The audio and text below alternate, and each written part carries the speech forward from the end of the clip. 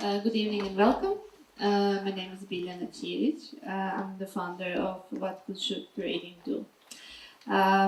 In collaboration with the Museum of Contemporary Art and Supervision, we are happy to present you one more lecture presented by Elena Filipovic, the director and curator of Kunsthalle Basel. Elena Filipovic is our mentor of the course, and she will be having mentoring session with our curators tomorrow morning.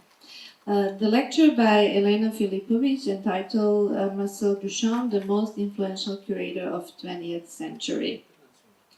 As history of art as a discipline has been constructed through the analysis of individual artists and the objects, including the images.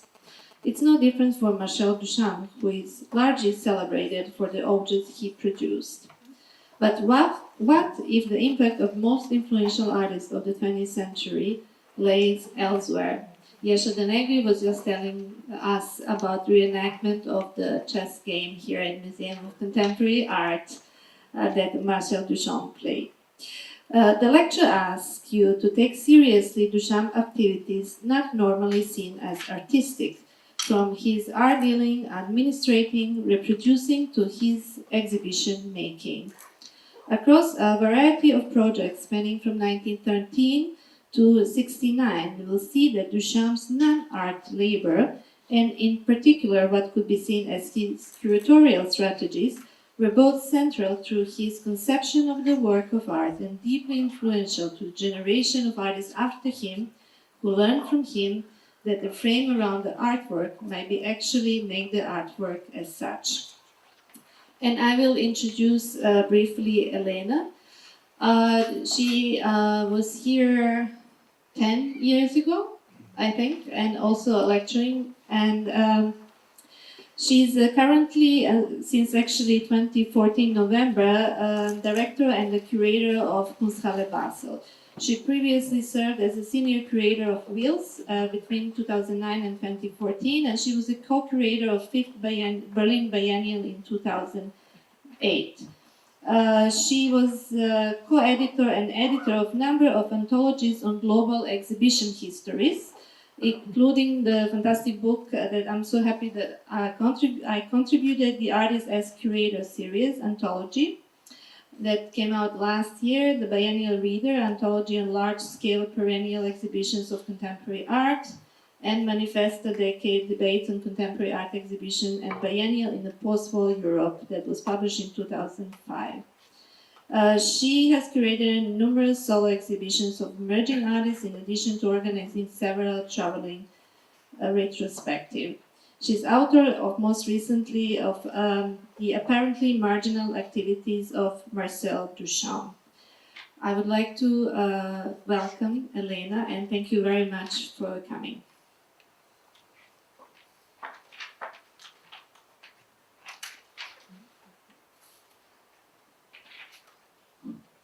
Thank you. It's really a particularly wonderful thing for me to be here. Some of you may have the question about my name, so I'll just say it from the start. My father is Serbian, but I grew up in Los Angeles, and my mother is South American, from Ecuador. So I didn't grow up, I sort of grew up speaking the one language they had between them, English. So I don't speak Srpski, but I razumem, ali pričam malo. But I'm thrilled to be back in my father's homeland and to be speaking to you tonight in the newly reopened museum. When I visited last, it was just about to go under reconstruction or renovation, and so it's great to be back here again. Tonight, I speak to you about Marcel Duchamp, as Elena has said. It comes out of more than 15 years of, you could call it stalking Marcel Duchamp. Not literally, of course, but it started really from a fascination and a frustration, I should say. I was trained in the US as an art historian, and one of the things that I understood from my art history classes, where I would be in a room much like you are, except the lights would be turned out, and the professors would be pretty boring, which I hope I won't be tonight, but you would be shown slide after slide, and you would learn sort of art history as a discipline of dates and periods and styles, movements. You would learn the name of an artist, when a thing was made, how it fit into a trajectory of art history.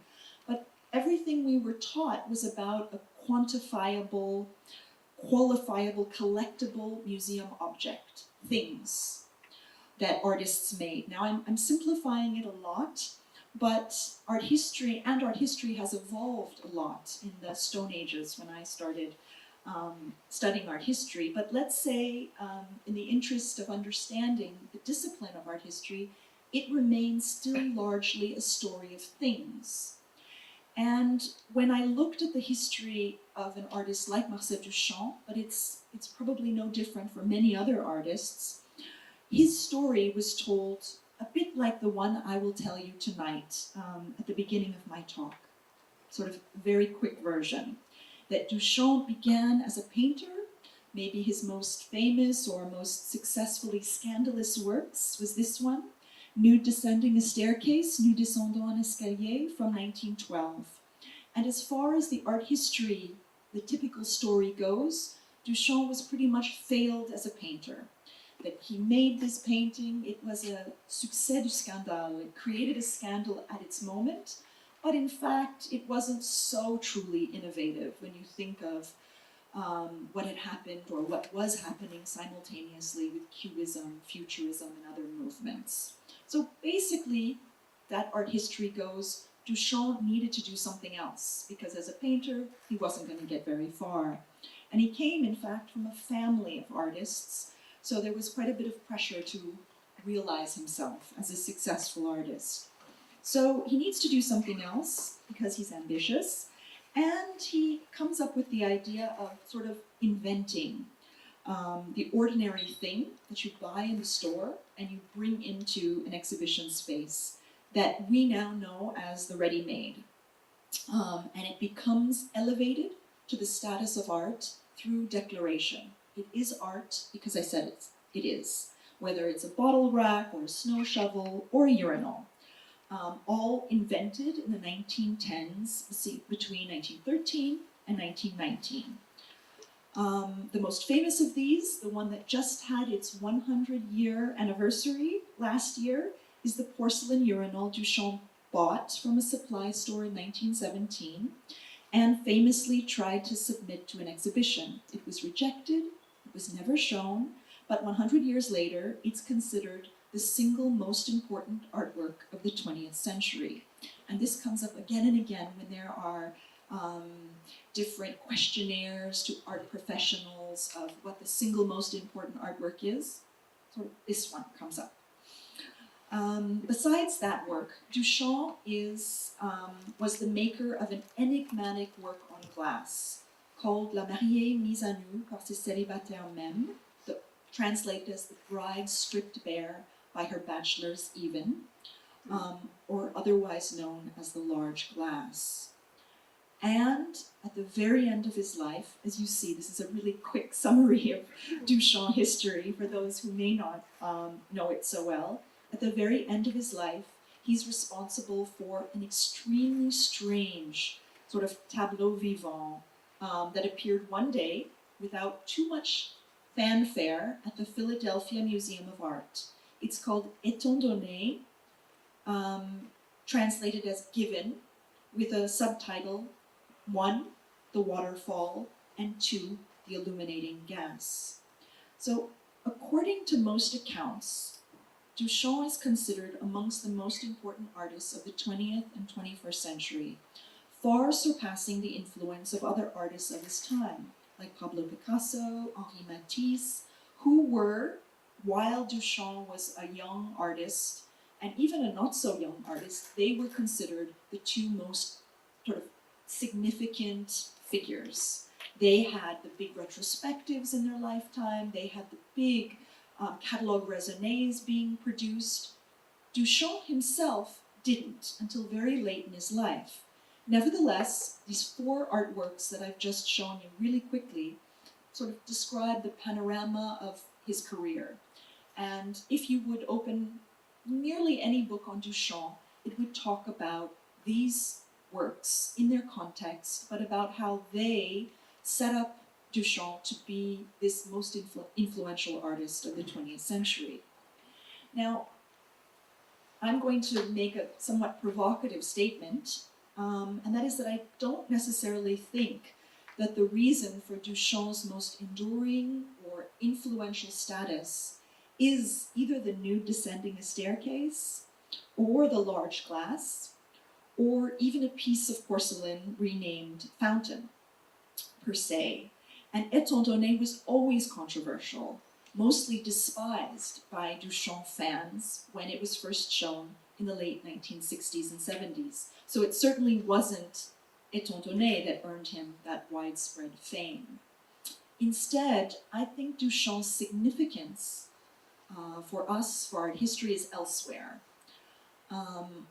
It can be found in the acts, and here I've tended to call them apparently marginal activities that Duchamp orchestrated around his objects, that helped to concretize the phenomenal importance that they have today. Now, let me clarify a bit. Every artist does many things, I know that, in addition to being an artist, and in the romantic sense of being a creator of things. Duchamp was no exception. He played chess, as we know. He translated chess treaties from Russian, a language he didn't speak, into French. He was aloof in matters of love. He charmed everyone around him, it seems. He took copious notes. He epilated his body, because he seems to have hated body hair, and he asked his lady friends to do the same. Strange but true facts about Duchamp. You get the idea. He was doing many, many other things besides being an artist. But I'm not particularly interested in writing, or I wasn't interested in writing a biography of Duchamp. And I'm not here to speak about Duchamp's life, but rather about his work.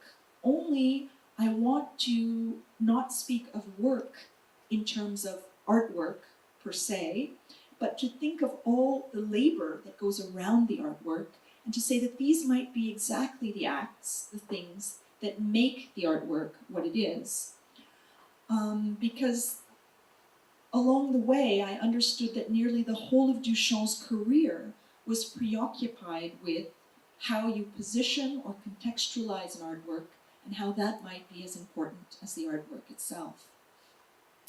Now, all of this comes with a little bit of tension on Duchamp's parts. I have some quotes here from Duchamp, which might seem to paint a picture of someone who was not terribly interested in exhibitions. And I think no discussion of curating or exhibition making in relation to Duchamp could begin without acknowledging his incredible ambivalence at the beginning of his career about exhibitions. So he was busy doing very many tasks, from writing and reproducing notes, to art advising, conceiving of the scenography, to making a miniature museum, a bunch of things that I would loosely describe as curating. And I'd like to speak to you today about how pervasive this curating was to his career, and how influential it's been. Now, and all of this despite Duchamp saying things like, "I myself will exhibit nothing, according to my principles," or "all exhibitions of painting and sculpture make me ill." But despite his declaration of principles, Duchamp went on to be actively involved in many shows, not only as an exhibiting artist, but perhaps most surprisingly as advisor, dealer, and very often curator. So in order to set us off in the path to understanding the origins and the breadth of this concern, I thought I would start by taking you into Duchamp's studio. I'm bringing you into a few images of his studio from 1917. And there you see, well, many things. First of all, Duchamp wasn't a terribly neat guy. his shoes are hanging out along with what looked like dirty laundry. But maybe the most striking thing about this image of his studio, and here another one, is to understand that Duchamp didn't conceive of the studio as a place necessarily where, in the classical romantic idea, you go into a space, you make something, but rather that how you hang something, how you display it, the unusual ways in which it's positioned, even in the studio, could bring up ideas about how it could in turn become an artwork. So here you see, in fact, a hat rack, the little end of his snow shovel, which was hanging from a string from the ceiling. You see the urinal sort of hanging in the doorway, extremely strange. As well, you see a coat rack nailed to the floor of his studio.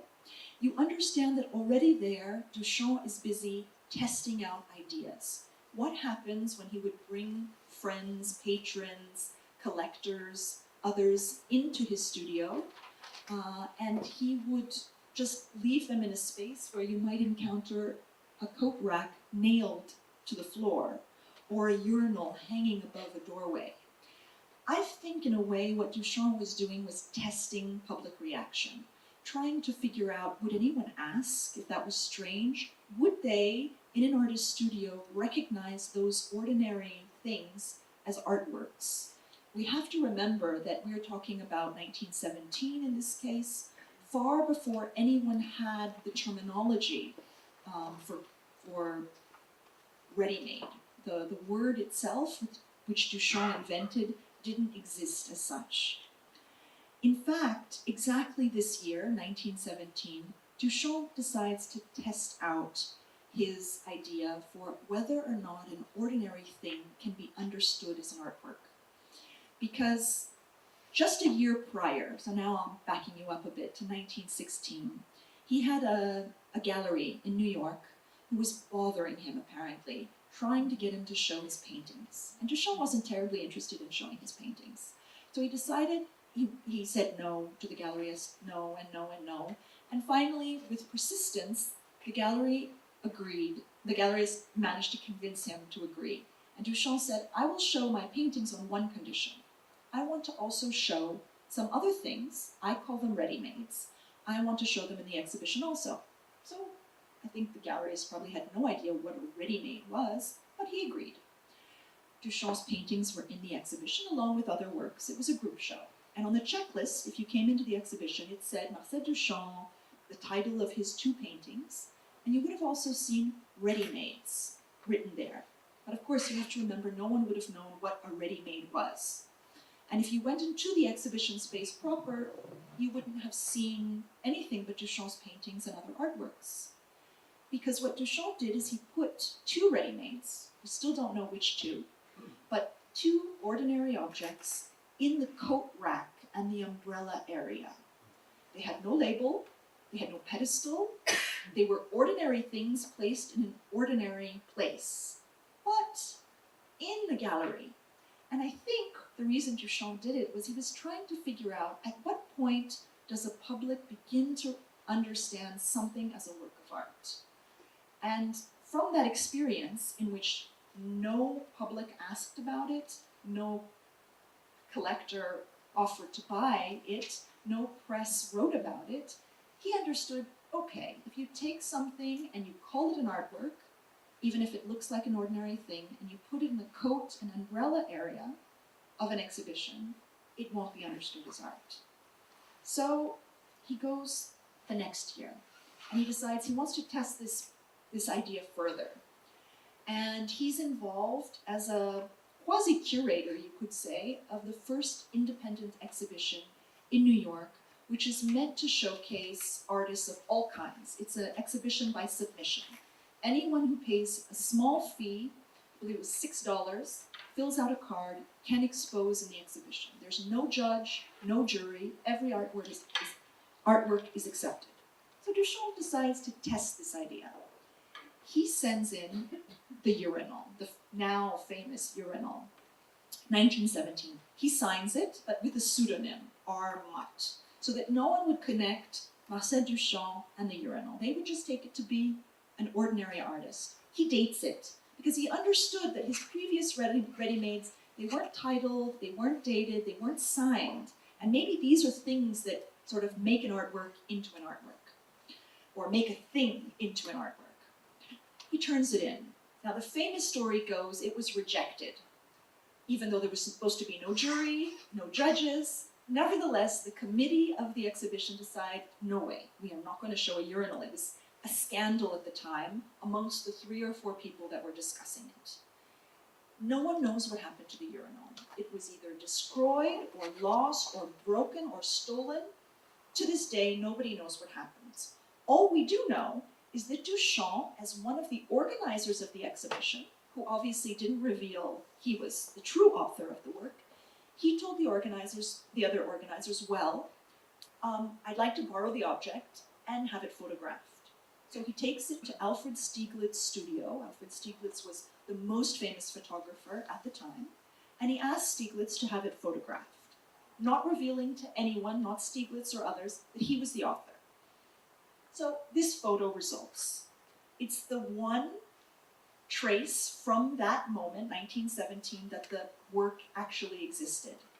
And you could say Duchamp very, very cunningly knew that if you have an art or a thing that you believe is an artwork and you want to declare as an artwork, and you present it to a context and they reject it, and then you don't know what's going to happen to it afterwards in terms of the making of history, you've got to get it documented. It was almost proto-conceptual in 1917.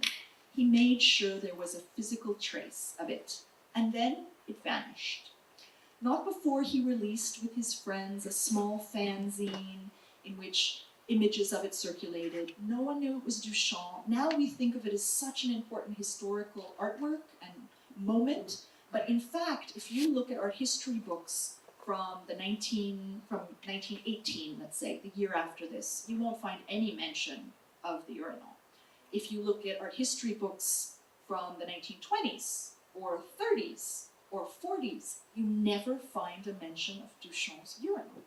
Because in fact, it was a non-scandal at the time. It was the 3 people that discussed it that knew about it, and they never knew it was Duchamp who made it, and that was it. It kind of fell out of history. So the object that we think of as the most important object of the 20th century, in terms of many professionals agree about it, almost didn't enter art history, almost didn't enter the landscape, except for this.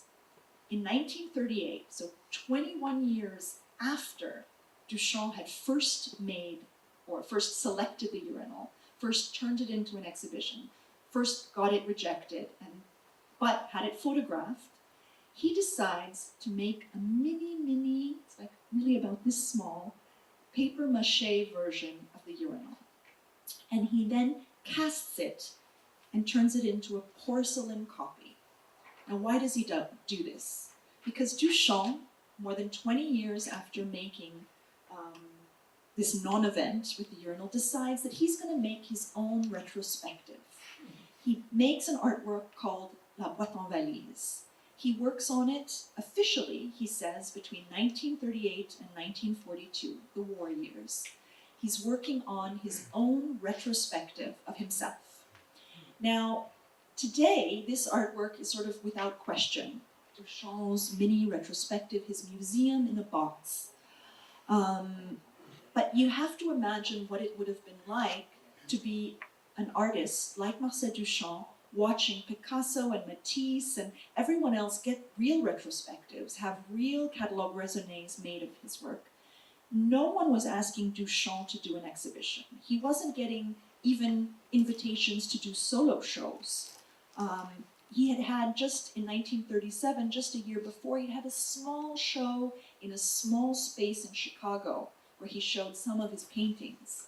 But Duchamp was by no means famous. He was by no means either a market success or a critical success. And he definitely wasn't in the art history books. Imagine the hubris, the incredible sense of self. Like, no one's going to give me a retrospective. I'm going to give myself a retrospective.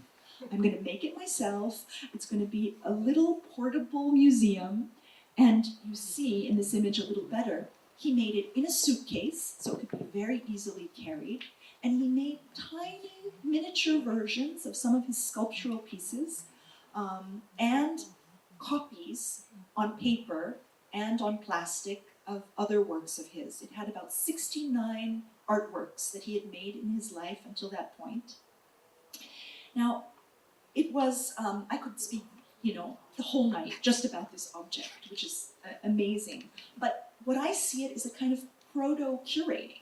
Already what Duchamp is doing is not just making reproductions of his artwork, which would have been really strange at the time, at a moment when the artwork is an artwork because it's original, because it's erratic, because it's special. And here he is making copies of his artworks. 300 copies, not just a few copies, but 300 copies. For whom? Who is interested in this guy who doesn't even have a retrospective in a museum? Who are the 300 people that are going to buy this? In fact, they wouldn't get sold, the full run of the edition until well after his death. Which is to say, he was not hot on the market. Institutions weren't fighting to get this miniature retrospective because they didn't know what to do with it. It was a copy, after all. One of 300 copies. Now we're used to the idea of an artist edition, but at that time it would have been a really kind of controversial project. But in thinking about it, what Duchamp was doing was not just making copies of his work, but he was very elaborately tracing, and here we have one of his the preparation for his labels. He made a label for every single one of the objects where he described the title, what it's made of, the measurements, what collection it's in, like a real museum curator. He was, in order to make his copies of his artworks, he went through an extremely elaborate process where he went to find all the originals wherever they were in sort of whatever friend, brother's, collector's house. He took notes on the colors of each of the works. In some cases, he bought works back in order to be able to make a reproduction of them. He used black and white photographic methods, but then he hand-colored each one of the reproductions. So they're actually copies that are somehow unique at the same time. And he was playing exactly with this tension between the unique and the non-unique object. Now, he sort of had been thinking about this process even before, because just a few years before working on his boîte en valise, he'd made a box of his own notes. And of course, it's not unusual for an artist to be writing notes while they're making artworks, to even keep the notes. But what was highly unusual at the time was for an artist to make an edition, again, of 300 copies of his own notes in precise facsimile form. So he traveled all over to Paris to find the same paper that he originally wrote a note on, to find different color inks, to have them reproduced so each of the loose notes looked like the original note. Now, the title of this work translates as "The Bride Stripped Bare by Her Bachelor's Even." Now, you might recognize that title because it's the same title as this work, a work that he was making in exactly the period when he was thinking about the ready-mates, for instance, 1915 to 1923.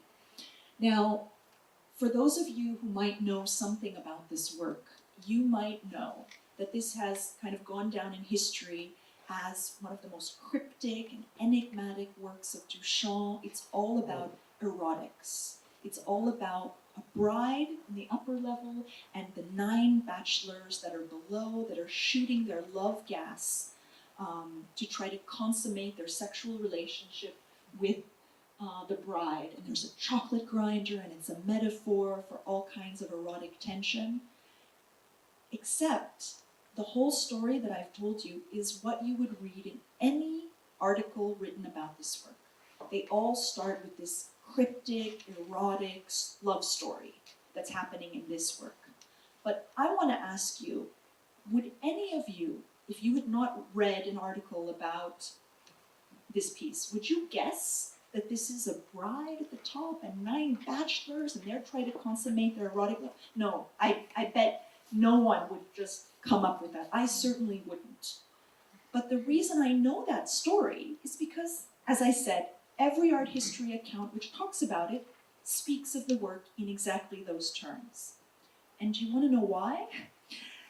It's because those are the descriptions and the stories that Duchamp left behind in his notes. So any art historian, curator, historian, anyone writing about Marcel Duchamp's Bride Stripped Bare, they read his notes. For a very long time, it wasn't understood as an artwork per se, it was more like a guidebook to understanding the large glass. And it was when I was a sort of aspiring art historian that I really had trouble with this whole story. I thought, it's so strange. Like, everybody kind of took Duchamp at his word. They read the notes, and then they used it as a way, as a key to understanding the work. And it was only much later, after I became completely fascinated with Duchamp as curator, that I started to understand that the one thing that sort of hadn't been said about the box of notes is that actually it was a curatorial apparatus, that Duchamp had basically made his own press release, that he had basically organized so that future historians would write about the work in the way that he thought it should be written about. And he was leaving behind cues and clues and stories so that he could determine how this work would be written about in the way that a curator might when they write a wall text or they leave behind an exhibition handout. It's a way of helping a public to understand the ideas behind an artwork. And you know what? It worked. It worked because, as I said, so much of art history is written on the basis of Duchamp's notes. Now, that was a little bit of a parenthesis to say Duchamp had been thinking about making copies of things, including making copies of his notes, while he was busy making copies of his artwork and building, in this case, the deluxe boîte en valise. There were 20 of them, and then the nearly 300 sort of normal versions of the boîte en valise without a leather case. And I was always struck by something really strange about the way this work was dated.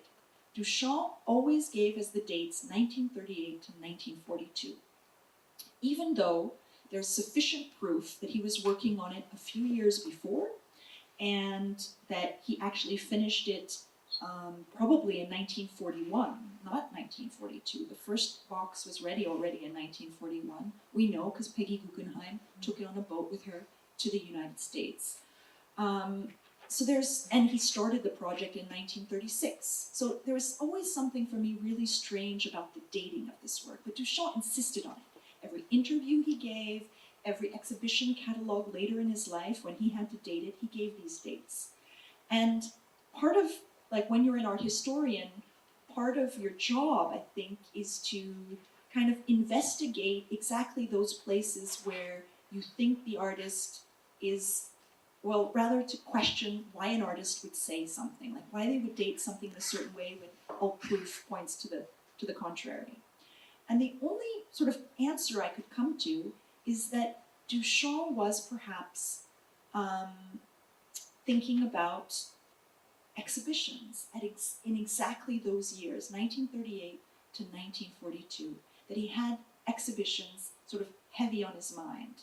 In fact, 1938 is the year that he's asked by his fellow friends who are surrealists to organize the first international surrealist exhibition.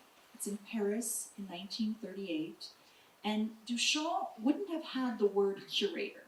It wasn't a word that was used sort of frequently at that time. But basically, they asked him to be the organizer of the event, to conceive of the scenography, to give it a theme, to give it a sort of a shape, to pick the artists, to accompany them in their projects, basically to be the curator.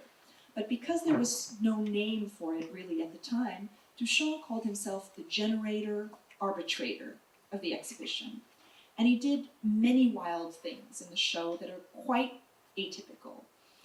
He decided, for instance, that if there would be paintings, they would be shown on the revolving doors that he rented from department stores, that the ceiling should be covered by 1,200 coal bags. He really wanted something in the exhibition that now would have been very easily possible, but at the time was technically too difficult to realize. He wanted an experience where when the viewer would get close to an artwork, only then would it be lit up. He wanted the exhibition to be in darkness, but for the visitor to have a relationship, a bodily relationship to the artwork.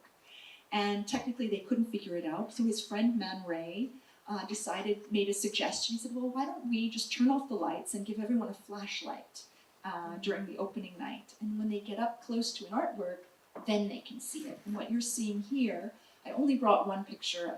Again, I could go on and on about the show, but I won't. But it gives you an idea of how extraordinary Duchamp's exhibitions were.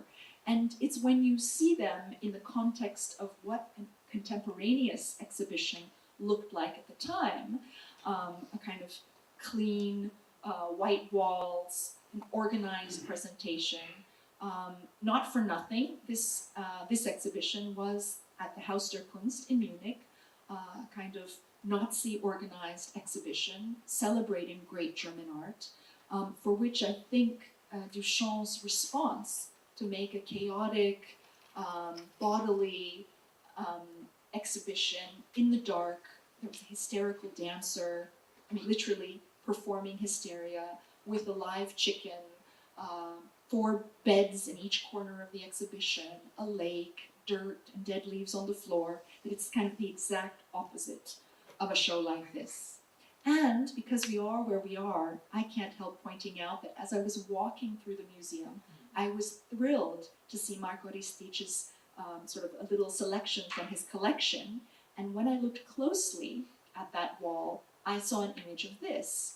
And it's a photo from 1938 of one of the mannequins that was included in the Surrealist exhibition. Because one of the other things Duchamp did was to suggest with his colleagues that there should be a corridor filled with 18 different mannequins, and one was designed by each Surrealist artist. Duchamp also had a mannequin.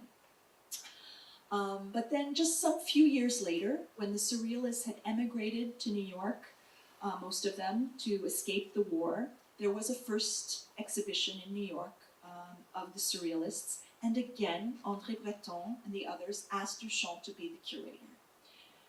There was very little money, so Duchamp famously decided that he would just buy a very big roll of string, or several of them, and he would take the string and just run it through the whole exhibition space, after having hung the artworks on these partition walls.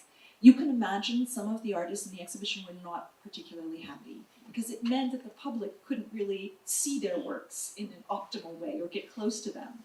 But basically what Duchamp had done was create a scenario a bit like he had done already in 1938, where the public had a bodily relationship to the artwork. You had to kind of lean in, and you had an obstacle in your view, but it was also a very atypical exhibition. So in terms of curating, he was also, again, sort of reinventing what an exhibition could look like. Jumping ahead to 1947, the Surrealists had all gone back to New York, from New York to Paris, and again Duchamp was asked to curate an exhibition. Now, I could show many, many images of the show. I decided in each case just to show one, but here's one image from the 1947 show, which gives you an idea of the way that Duchamp thought of curating, which was, of course, not just about selecting artworks, not just about the juxtaposition of artworks, but really about the whole context around them. In this case, you might notice that the floor has this wood grating that Duchamp had installed. He worked with Frederick Kiesler to organize the show, and he installed the grating because, in fact, along the ceiling of the exhibition, there were a sprinkler system, and it was basically raining in the exhibition, and so they needed some way for the water to get out. So this was anathema, like totally against every idea of conservation, of a usual museum context. Can you imagine it raining inside the Museum of Contemporary Art here? Actually, yes, I do remember hearing that it did. But let's say on purpose. There were birds flying to this museum in 1990s. There were broken windows and more. And without having had it been curated that way. In this case, Duchamp wanted to provoke the idea of what an exhibition can be, and went through different means in each case. In 1959, in Paris again, Duchamp was again asked to be a curator and again accepted. And it's worth noting that Duchamp was never part of the Surrealist movement. He never accepted to sign any of their manifestos. He didn't consider himself a Surrealist, but he sort of accepted every time they asked for him to be the curator of their Surrealist exhibition. And in this case, the theme that he gave for the exhibition was Eros, and he created a suitably sort of erotic environment. The walls were covered in a dark green velvet. There was a kind of pneumonic mechanism behind them that was kind of breathing. The walls were moving in and out. There was a soundtrack of women that were sighing as if in the throes of love. There was sand on the floor, perfume that was being secretly sprayed in the air. It was, let's say, an elaborate rethinking of exhibition form in this case, all under the theme of Eros. There was also at the very entrance, a kind of, before you entered the exhibition, there was a velvet curtain and it had 2 holes in it that you could peek through. Now, I'm mentioning these things because you might have heard or you might remember that already in the 1920s, Duchamp declared that he had retired from being an artist, that he was not making artworks anymore. Now, of course, we know that's not true, but look at all the things that he was doing while not being an artist. There were, of course, these exhibitions he was making, but alongside it, and alongside the dealing he was doing, the art advising he was doing, he was also doing this. To give you a bit the background to this sketch, Duchamp was making sure that his artworks entered as few places as possible. Now that's already a kind of strange concept. Many artists want their art to be in as many places as possible, to be seen in as many different museums and as many different locations or collections as possible. I even remember hearing that when Mark Rothko died, his estate made the decision for a whole series of paintings that they had to decide to give one to sort of every major museum in the United States, because their idea was, Rothko should be everywhere. Duchamp had the opposite opinion. He thought he should be in very few places, but that there should be a kind of consistent body of his work in these few places. So he made sure that there were a few collectors that were fans of his work, and he made sure that they could have access to as many things as they would want. And they took it as their duty, as being sort of interested in Duchamp and thinking he was a really sort of important mind and figure, that they would actively collect his work. One set of those collectors were known as the Errandsbergs, Walter and Louise Errandsberg.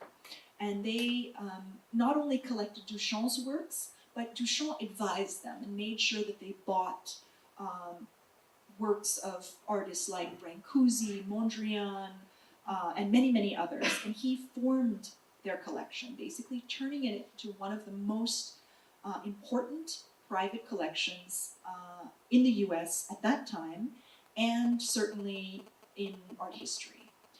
Now, by the 50s, and that was not the only collection Duchamp advised on. You should know that when his father died, he was left with a small inheritance. He decided to spend that inheritance on buying artwork that he then resold, whether it was Picabia artworks or Brancusi artworks. He was very active, kind of selling others' artworks, not so much his own.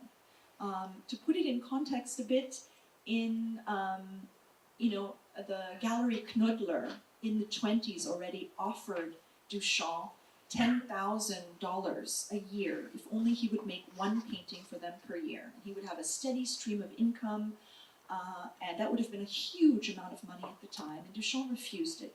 He wasn't particularly interested, it seems, in money as such. He was known to be extremely frugal, he didn't need much, but he was interested in the circulation of artworks, maybe even the circulation of money. Many of his artworks are in fact about how sort of money, through bonds, through other means.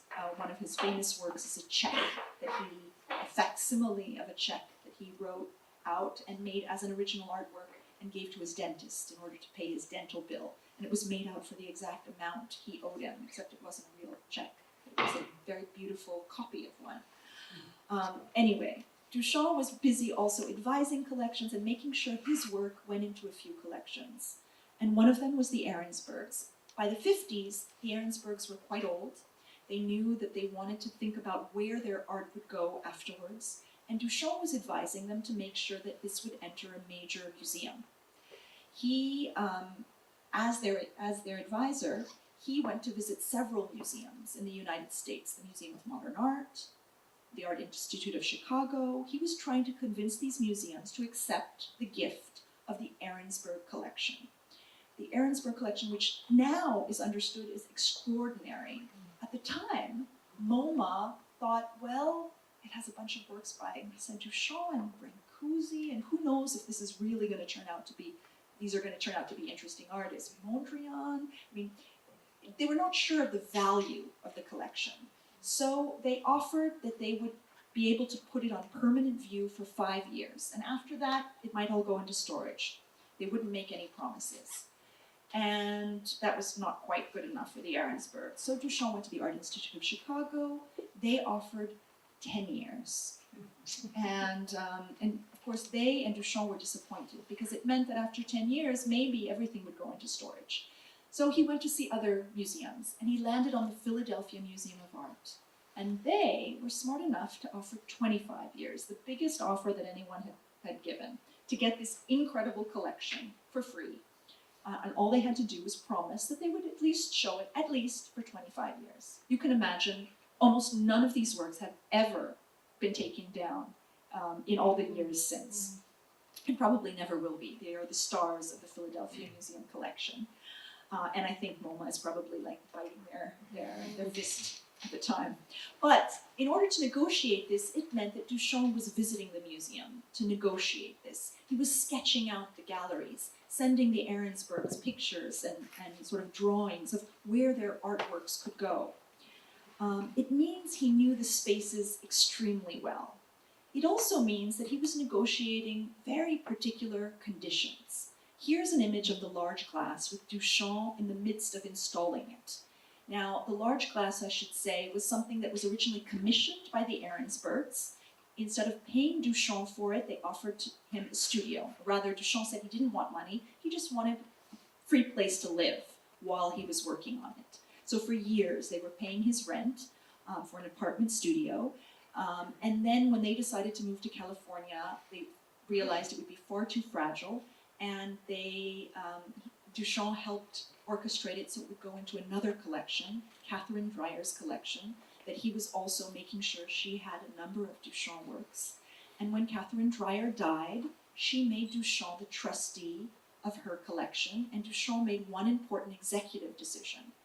And that was the bulk of her work would go into the Yale University art collection, but one important piece would go join the Ahrensberg collection and would go to Philadelphia. So here Duchamp is. He's managed to convince the museum to accept the Ahrensberg collection, and he's managed to convince them also to install his large glass like this. Now the picture looks innocent enough, but the thing you realize is in order to install the large glass, which anyway had broken already in the 30s, and Duchamp had very carefully put it back together again, is Duchamp convinced them that they should cement two metal frames into the floor of the museum that would hold this piece in place. Now, as I said, it looks innocent enough until you realize that if ever the museum would want to remove the large glass, either the large glass would break or the museum would break, but not one or the other was going to have to sort of be broken in order for the work to be removed. As a result, of course, it's never moved. But it was a kind of cheeky decision that Duchamp managed to convince them about. He also managed to convince them to open a door, so to change the architecture of the museum and to open a door so that outside, if you would look through the large glass, you would see through the glass of the door, and you would see an artwork by a Brazilian sculptor, Maria Martins, there on a small terrace. And it's notable because Maria Martens was actually the lover of Duchamp at the time. And the museum couldn't have known this, but Duchamp was very busy sort of making a large-scale work about her or in relation to her for the last 20 years of his life. So imagine, Duchamp already in the 20s has told everybody that he's retired, that he's not making art anymore. No one really believes him because there's all this other stuff that's coming out, all these exhibitions that he's making, but people don't consider that art either, so that was okay. But the last 20 years of his life, he really was pretending that he was doing nothing. So that when Duchamp died in 1968, no one, but absolutely no one, not even the people very closest to Duchamp, knew that this work was what he was working on secretly for 20 years. Now it can be seen at the Philadelphia Museum of Art, and you remember I showed you those sketches of the museum. Well, it's clear that Duchamp knew exactly where he wanted it to go. And if you enter a room at the end of the Duchamp galleries at the museum, you would find a small room, no big label or fanfare. You would enter the room, go to the end of it, and you would see this, a door with bricks around it. If you would get up close, you might notice that the door has like grease stains on it, and two small holes. And if you would look into those holes, but nothing about the label tells you you should, you would see this scene, the interior view of the work known as Given, or étant donné. So a kind of nude, mannequin-like figure holding up a light with this strange landscape in the background as you see it through a brick hole with this strange sort of sex in front of you. Now, how did the museum discover this? Well, first of all, they received, after Duchamp died, they received this, a manual of instructions where it was very carefully detailed how they should take apart this artwork, which was located in a secret studio that Duchamp had, and how they should be able to bring it to the museum and install it again. A very elaborate guide book that Duchamp had written. Now, they would have found that work in, as I said, a secret studio. Well, Duchamp, for 20 years, the last 20 years of his life, he sort of presented himself as someone who was doing nothing. And what do you have to do if you're an artist and you want to make people believe that you're really doing nothing? Well, what you do is you have a studio and you show them that in your studio you're doing nothing. Because, you know, you could imagine Duchamp had a studio in this building. You could say it was studio number 403. That was his long-time studio space, or one like it. And when he got married, and in the 50s, he moved in, sort of out of his studio space. He moved in with his wife, and he could have just gotten rid of the studio and told people, you know, he's doing nothing, so just meet him at home. But instead what Duchamp did is he had people meet him in his old studio to show him there was a table, there was a chair, there was nothing going on. And next door to the studio, he had a secret studio where if you opened the door, this is what you would see. But nobody opened the door because no one was let in, because no one knew in 20 years that Duchamp was secretly going to the studio next door and working on an elaborate installation artwork. And here you see some pictures of Duchamp's secret studio. Towards the end of his life, Duchamp was very busy not only making that secret artwork, but also making the manual of instructions for the secret artwork. And then he managed to convince a friend of his, Bill Copley, an artist who had a lot of money, and who had a charitable foundation, to accept the artwork into the foundation. And the role of the foundation would be to give that artwork to the Philadelphia Museum of Art, but not before they had to change the name of the foundation. So you have to imagine the craziness of this. Duchamp is convincing a friend not only to, well, buy the artwork, because he charged $60,000 for it. So to buy the artwork, Duchamp asked him to rename his foundation, which was called the Bill and Noma Copley Foundation. Duchamp thought, it should be called the Cassandra Foundation. So he got them to rename their foundation, and then to have as the task to not only buy the work, but then donate it for free to the Philadelphia Museum. And you might wonder why. Why go through all of this like really convoluted, administrative, other things? And I think quite simply, Duchamp knew that if he died, and if he left himself as an artist, a controversial, sort of scandalous artwork to a museum, that it might be rejected, or it might sort of not be understood because people would think, oh, it's an artist just trying to get his work into the museum. So he orchestrated this whole other way to get it in, along with the rest of his artworks, but sort of on the quiet, as if it wasn't Duchamp that did it, but a foundation that did it.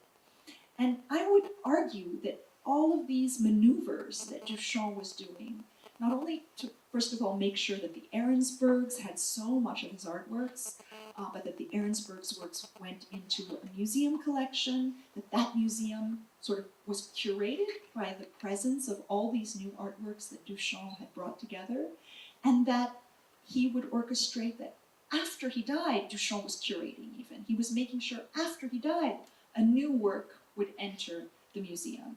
This sort of crazy artwork étant donné. Now, so much of what Duchamp was doing in his lifetime was these kinds of maneuvers to make sure that his artworks would perhaps enter art history or enter them at certain delayed moments. Now, I want to come back to an image that we started with when I first announced Duchamp as possibly the most influential curator of the 20th century. And I say it with a bit of provocation, but also as a way to provoke our thinking about what curatorial work could mean when an artist is doing more than just making things, but orchestrating administrative, curatorial texts, apparatuses, guidebooks around the artwork, and indeed exhibitions to show the artwork. Well, I want to even refer to this, a photo shoot that happened in 1945, when a photographer was sent over to Duchamp's studio, and it was sent over to the studio where he was showing that he was doing nothing, except Duchamp is there posing, sort of in three-quarter profile. He's got his, favorite sweater on. You see that he sits on a pillow that's folded and held kind of with a belt, and he's sitting there with his pipe.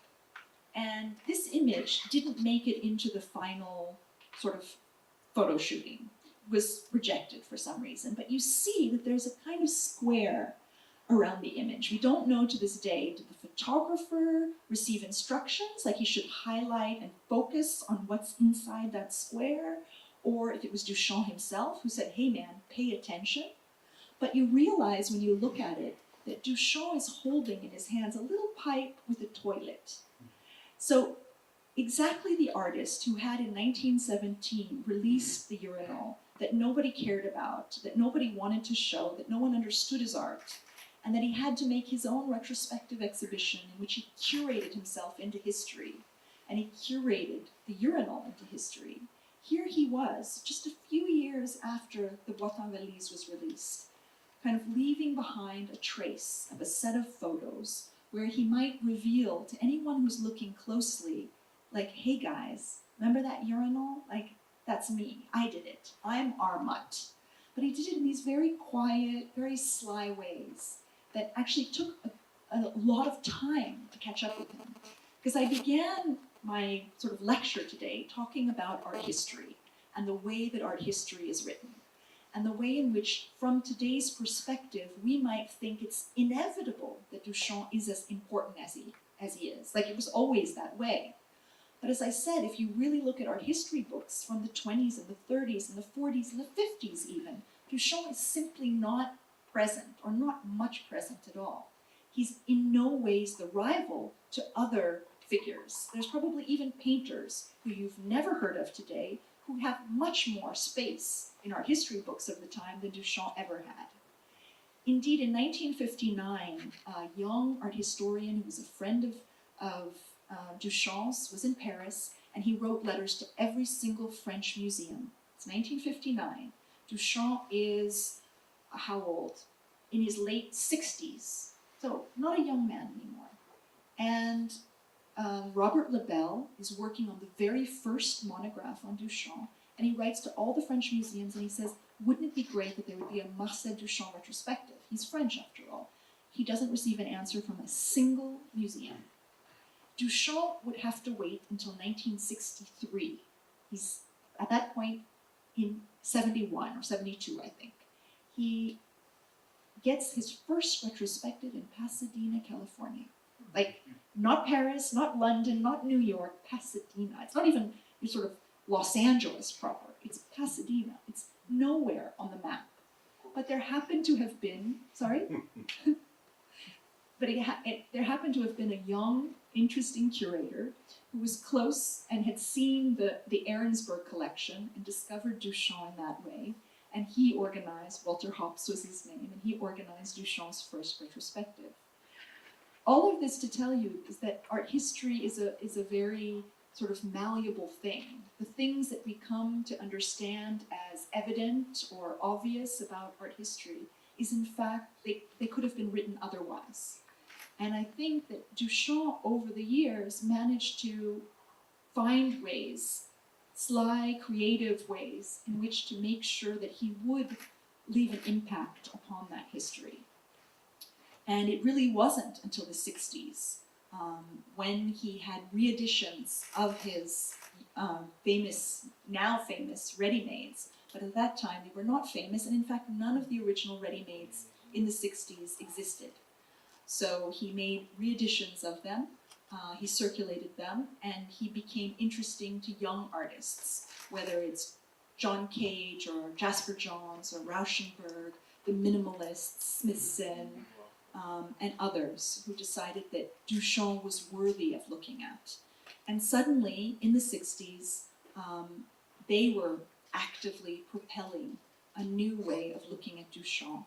And today, we could say he is important perhaps for the artworks that he made, but also, I think, for all this orchestration of the curatorial activities that were built around the works that he made.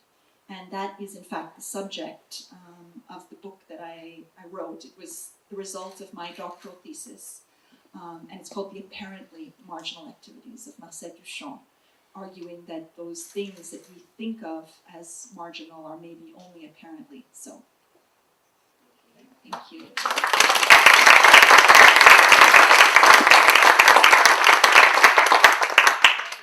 have some time for questions. Oh, yeah. But you, I think, as far as I know, I read your text, I think, 5 to 6 years ago. Very nice text. And maybe just later after that, I find out and new articles about that Fontaine was in fact the idea.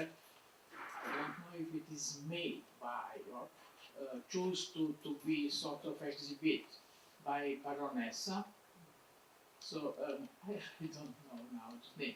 I can't remember now exactly because it's very long. One German, really Baronessa, and there are some women writing about that. That in fact her extravagancy or her attitude and in this cycle of the avant-garde American artist was sort of very strong influence, and it could be possible that Fontaine is her idea and her work. So that's the first one. Not question, but if you can say something about that. The other is that the whole your very nice trip that you made talk about Duchamp works and this ambivalency in his attitude toward art, museum, and so on. Yes, I have to say that I was in charge on small exhibition, Guatemalese in the museum, 83, when we have, I don't know which number of topics, maybe 40, something like that.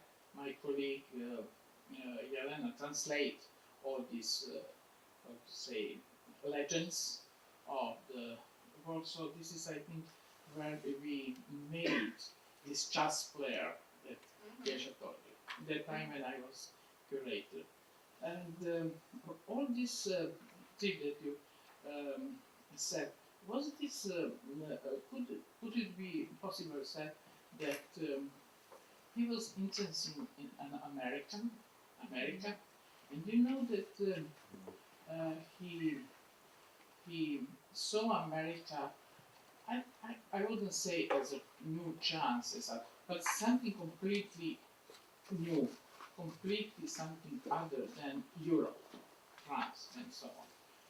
Would it be said that, in fact, he was in that way interested in America and being involved, like, and even this very noir technique of him, an important artist of American artist, because in '60 that he got the citizenship, yes, I think he was already known by the Sounder cycle, and suddenly become the most important American artist. He wanted to be involved in this American new approach of art. Maybe this is only suggestion, you know, some sort of my ambivalence when you talk about that. When because I remember your text, yes. So this is maybe if you can answer or tell the story about the first one. This Sure. how this contain become. Is this still in discussion? I didn't follow it this subject lately, and this other one which I read about that and how he became one of the in '60s, yes, the best known American artist. So this all travel to go to be in the museum and so on has must have also some other, even of his indifference toward politics, some sort of, you know, this politics of mythologies, you know, very essential. Okay, Well, thank you. Thank you. I think these are two really interesting points, because the first, indeed, there was a moment, it wasn't the first time, just maybe 2 years ago that it came up, and then it actually is an old story that feminist art historians want to make the claim that in fact the urinal is not a work by Marcel Duchamp, that it's by this baroness. And the very simple answer, or that I can say from my position, is there's absolutely no evidence that convinces me that that's the case. So having sort of spent many, many years in and looking into Duchamp's archives and his way of sort of thinking and making art, there's nothing that convinces me that that's the case. The Baroness was certainly an interesting artist and was sharing sort of some of the same ideas with him, but I think part of it stems from the fact that Duchamp wrote a letter in 1916 to his sister where he's explaining the concept of the ready-made, and then by 1917 talks about the scandal at the Independence where a urinal was not accepted, and he says he doesn't even tell his sister who's made it. He sort of continues the fiction. He says a female friend has done this, but they've kind of, art historians have grabbed on that and used it as proof that then it must be the Baroness that did it. But actually, I don't think so. No one has provided proof on that side besides Duchamp's own letter, and I think it's just Duchamp having sort of continuing the fiction where he signs it with one name, R. Mutt, which could have been a feminine name or a masculine name, never really says. To your second question about Duchamp being perhaps most important as an American artist, I can only say that yes, Duchamp traveled to the US, ended up finding it a really interesting place to live. He was always between the US and France, but the fact is, it was where he received the most recognition. It was where, as I said, the first retrospective happened, not in Paris. Even with someone actively trying to get him a show in Paris, he still didn't manage. It's where the collectors were who collected his work. They weren't French collectors that were actively interested in assuming like collections of Duchamp work. So I think he simply felt welcomed there. And that's part of the reason why he made a life there. But not just welcomed in the sense of that's where the sort of interest in his own work was, but I think, you know, as he said in some interviews, he was kind of fascinated by the newness of America as compared to a Europe which felt old-fashioned, kind of stuck in its ways a little bit. I can't say more to speak for Duchamp, but certainly he's understood now not so much as the most important American artist, but as the most important sort of artist of the 20th century period. And we can debate about whether or not that's actually true. It wouldn't be me that's declaring it, but it's really, that's how now, from today's perspective, art histories are written. And what they say is he's the most influential rather than the most important. And in any case, I don't like words like important anyway, but more influential in the sense of there's so many movements or thought processes in art that can be traced to Duchamp having sort of opened a floodgate, whether it's conceptual art or minimal art or post-conceptual art or institutional critique, to artist as a curator. There's so many ways in which Duchamp has proven to be an important sort of catalyst for the generations that came after him. Thank you. Is there a question in the back?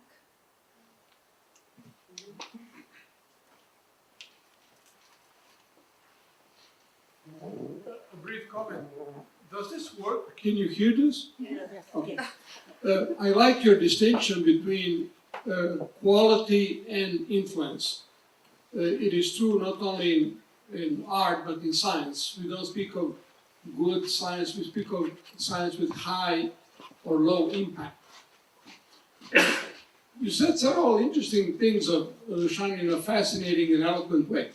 Could it be that he was also an early practitioner of disinformation? If indeed he played with the notion of authenticity, if he deliberately misdated his works, if he pretended to be passive when in fact he was active, was he consistently practicing disinformation, which of course later Magritte made very famous, and now many, many followers are practicing as well? I think that's beautifully put. Yes, to some extent, Duchamp was a practitioner of misinformation. On the other hand, one of the things I find so interesting is that in the process of producing misinformation, or rather sort of conveying that he's just a breather, that he's not making art while he's making art, that he's any number of other things where he's spreading or sending you off on a different trail, that what Duchamp was doing was laying the groundwork for so much of what would be important to conceptual art, where archiving, documentation, organizing sort of clues and traces were extremely important to how he entered art history, or how he, I wouldn't so much say manipulated art history, but made sure that future historians could have access to his work.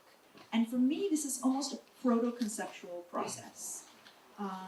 The fact that he was hiding his secret studio, that he was orchestrating for only some people to know about some of his practice, the fact that he signed the urinal, R. Mutt, the test that I described in 1916, where he brought viewers into an exhibition, but he made sure his works were sort of within the gallery, but outside the exhibition space.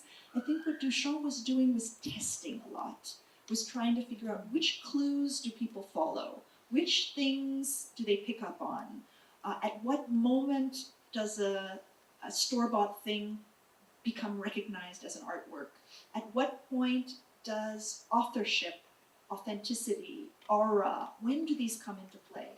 And in that sense, he is truly influential because the whole notion, our whole understanding of the artwork pre-Duchamp is that it's a unique, special, valuable, erratic thing. And from Duchamp onwards, you recognize that an artwork could be a piece of paper, the signature, so it has a whole different validity, that it could be something that's copied, that today you would have to spend millions to buy yourself a urinal, but that urinal would be from 1964, and it would be a copy of the sort of original urinal, but the original urinal was bought in a store, whereas the copy urinal has been made by hand by Italian ceramicists. So there's so many ways in which your brilliant point about disinformation sort of comes into what Duchamp was doing throughout his whole career. Yeah, I would like to ask... Maybe you just wait for a microphone because we are recording.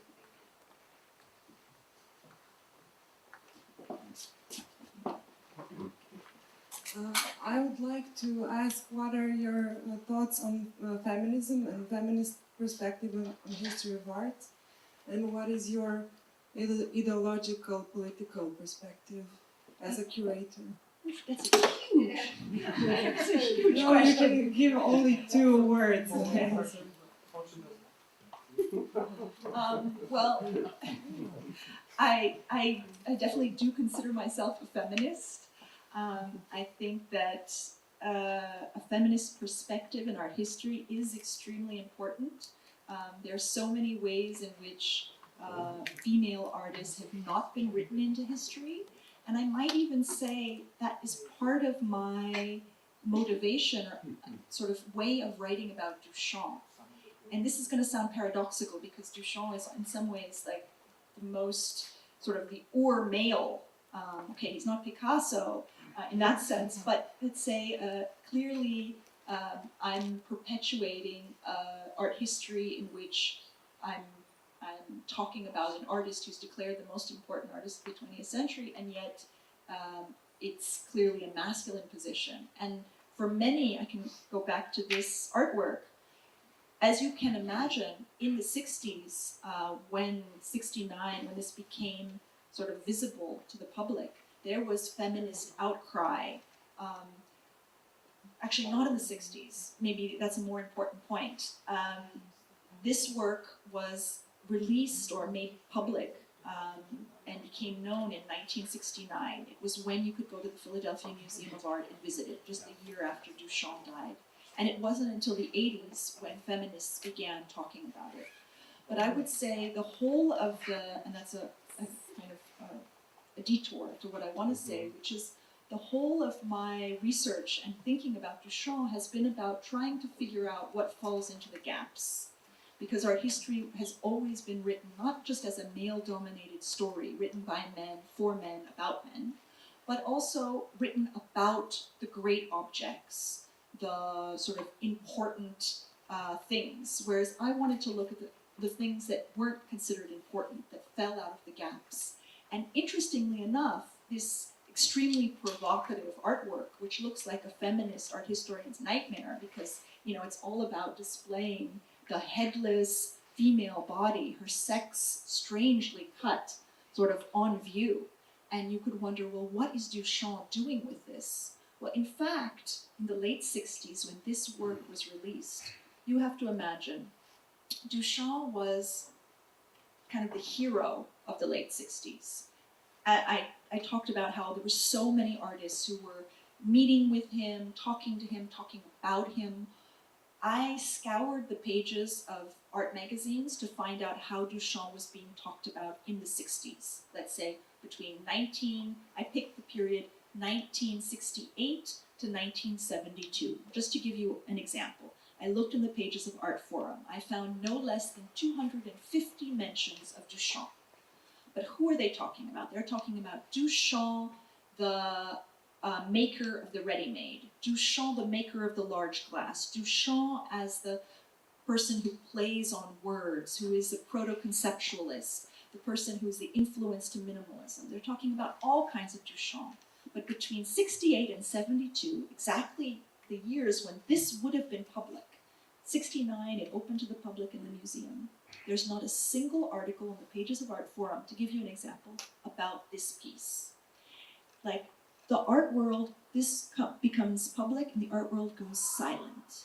Like, all the artists from Smithson to Sarah to Buren to John Cage, Rauschenberg, Johns, all the artists who were writing about him, who were interested in him, they suddenly don't talk about étant donné. And why? Because they were embarrassed, I think. They were super embarrassed. They thought this was a brilliant artist who invented so much, and at the end of his life, he kind of did this silly thing. It's like super dumb and super realistic, and what is this? You know, like, how could the cold, like, cool conceptualist, the father of the ready-made, how could he have possibly done this? And then in the 80s, feminists started talking about it, like, you know, like this was a betrayal of everything that Duchamp really was. And the way the story was told was there was Duchamp and then there was étant donné. And it was like the thing we don't really want to talk about. And that's why none of the artists in the late 60s and early 70s mention it. There's even catalogs in, there's a big show, Duchamp retrospective, where they commission articles, and the articles talk about the influence of Duchamp on the 60s and 70s. And the person doesn't even mention this work.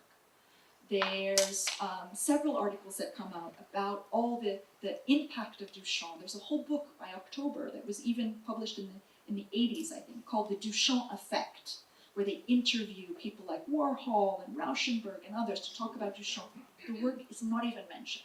Like, until like a very long time, this work was the embarrassment to all Duchamp historians, more or less. There's exceptions, but it's understood as like a weird thing. And it's only in my sort of researching and thinking about it and understanding Duchamp as a curator that I came to understand that what Duchamp was doing was not what you see, actually. That it was the whole orchestration of the experience of bringing you into a museum, putting you in front of this door, which you look through the peepholes, like it's a kind of carnival peep show, where you see exactly the naked female figure that so much of our history has been giving to us, but is considered noble and acceptable. And here suddenly he wanted to show it as unacceptable and show you the behind the scenes of the museum. For me, the whole work is a commentary on the museum. In that sense, a hyper-feminist work by revealing how the systems, the patriarchal systems behind the museum operate. Maybe that answers a little bit of your question.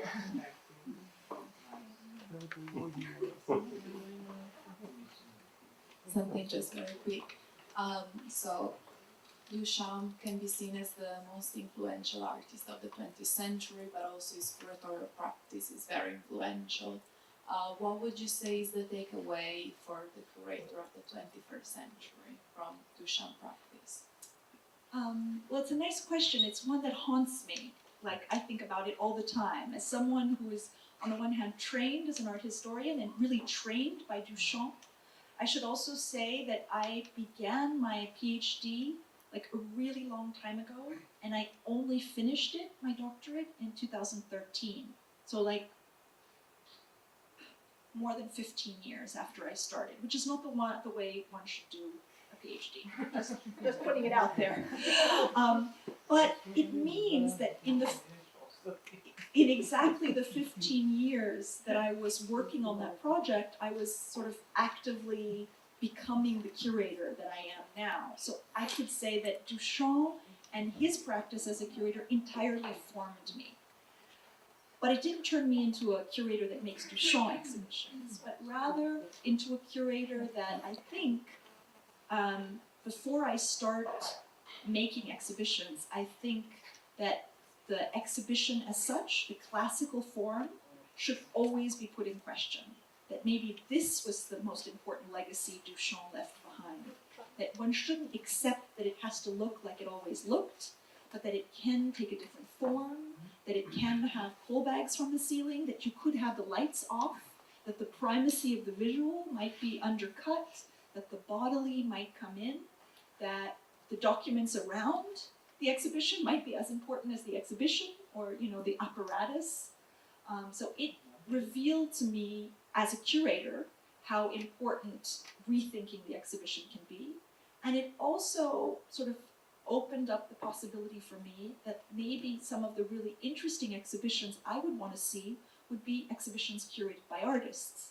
Not because it's necessarily more interesting to see an artist's taste, but to see how an artist rethinks that form that we call an exhibition. Thank you.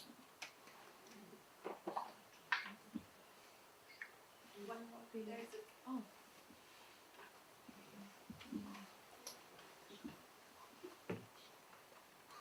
Hi, I'm just wondering if you just answered my question, but it's because I'm very interested in the way that you're saying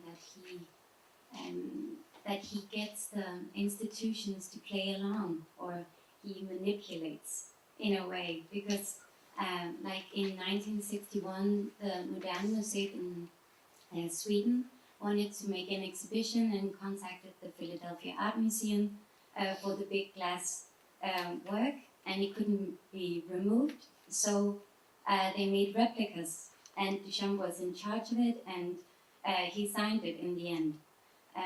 And yeah, that kind of like getting the institutions to play along really intrigues me.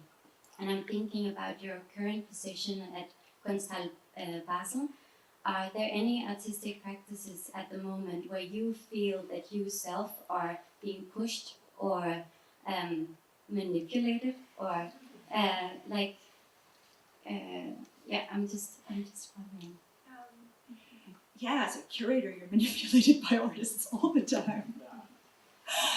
No, but more seriously, I try to do the work that I do very seriously without taking myself too seriously, if that makes sense. So I try to understand not only the exhibition, but the kind of unwritten contract that there is between an artist and a curator, or an artist and an institution, as one that is sort of always in negotiation. It's never, first of all, never really written down or never written in stone. And given that being a curator can mean so many different things at once. I mean, you're a hotel organizer, transport organizer, sometimes painting the walls. The first shows I worked on, I was laying carpet. Of course, you're figuring out not only the artist to invite, but how to negotiate the relationship between two artists or more in a group situation.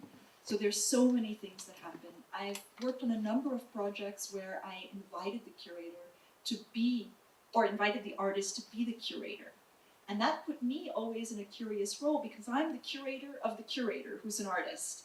But it always also led to really interesting results. You started by mentioning the Moderne Museet and their desire to have a Duchamp exhibition, and Duchamp sort of playing along. Like, yes, the institution sort of orchestrated to commission a copy of the large glass, but it's also, I think, only beginning with Duchamp's practice that it's conceivable for an institution that they would make a retrospective and show a copy of an artwork. I mean, could you imagine even today having a Picasso show where they'd say like, okay, yeah, let's make a copy of the Guernica and show it instead of the artwork in a serious museum doing serious art historical work in a serious retrospective with the artist still alive. But like, and then he signed it like for copie conforme, like a copy that I agree to, that conforms to the original, but signed Marcel Duchamp. It's also, and this kind of connects your question to the one of the gentlemen behind you, when you spoke about disinformation in Duchamp. I love the story of like Duchamp late in his life, when he finally had sort of made it in the 60s, and artists and collectors and ordinary people were interested in Marcel Duchamp. And it was after a talk he gave or an exhibition or something where he was there, and suddenly there were people coming to him and asking him to sign things. Sign a ready-made, like sign a bottle rack that they found, or sign a letter, or sign a piece of paper. And there he was, signing everything. And then John Cage asked him, like, what are you doing? You know, I mean, you're just signing anything that anyone will bring. And he says, yeah, I like it because it devalues all the other signatures. And so he had this sort of playful sense that if the institution is interested in the erratic original, interested in the signature, meaning something, he was going to work to make sure he undid that. Before he died, he was going to sign as many things as possible. Anyone more maybe last? There is a contemporary Serbian artist who also has some international reputation, is practicing some of the things that you described about Duchamp. He actively and consistently misdates his works. And he's very versatile, painter, performance artist, makes objects. He's in demand by Serbian collectors. And here is his justification for misdating his paintings. Well, the painting is obviously recent, and yet it is dated early 1960s. He says, I put myself in the frame of mind in which I was when I made the early pictures of this motif.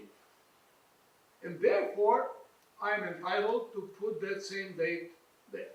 Now, I'll tell you my dilemma. On the one hand, I completely accept everything that an artist declares as her or his method. I tolerate everything.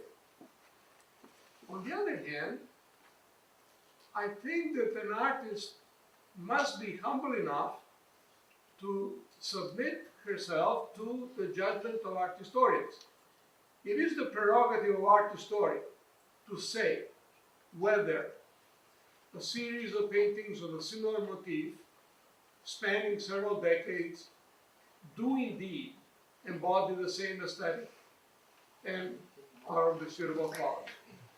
So, what do you say about an artist who usurps the prerogative of art historians and covers the track, makes it difficult for art historians and curators and museum personnel to even describe a painting in the catalog?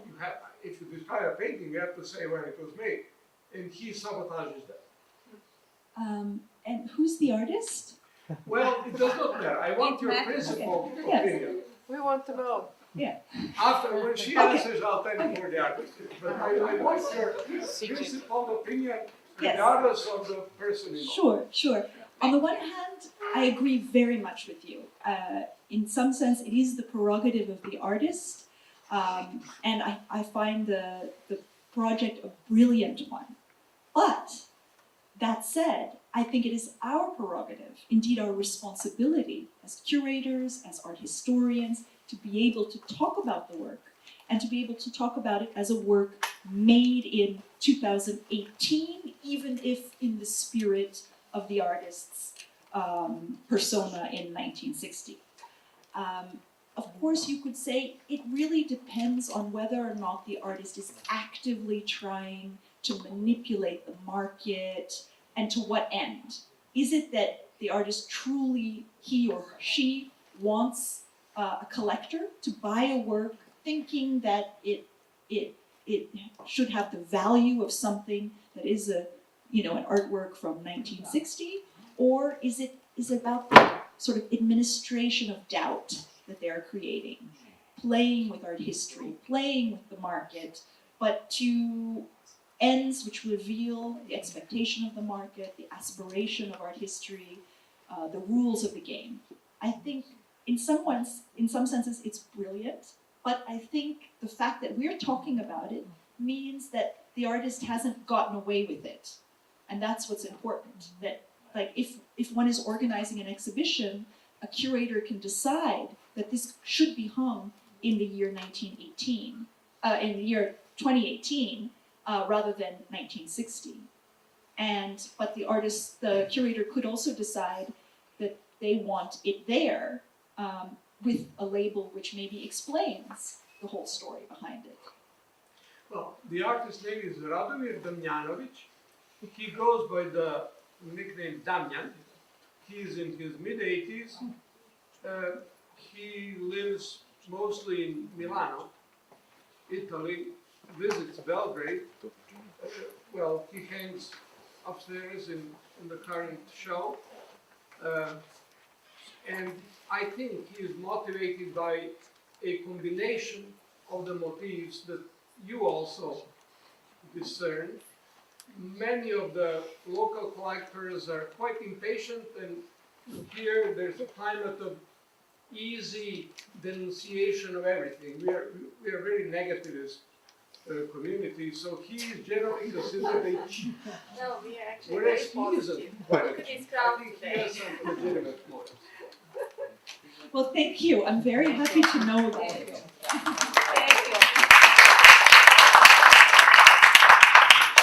Thank you, Elena, very much for coming and being with us and for sharing this presentation. I would like to thank everyone for coming, and we had the Saša Tkačenko's new flag tonight as well. And I would like to thank Pro Helvetia and Wiener Städtische as our main supporter of the project. And I would like to invite you for next presentation, which will be on 27th. Anna is doing 27th, which is next week at the same place, same time at 6 p.m. It's going to be a presentation by Matt Becker, who is a director of EVA International Biennial in Ireland. It's a very interesting biennial format, so his public lecture is going to be around that. So I hope I see you all on 27th. Thank you very much for coming again.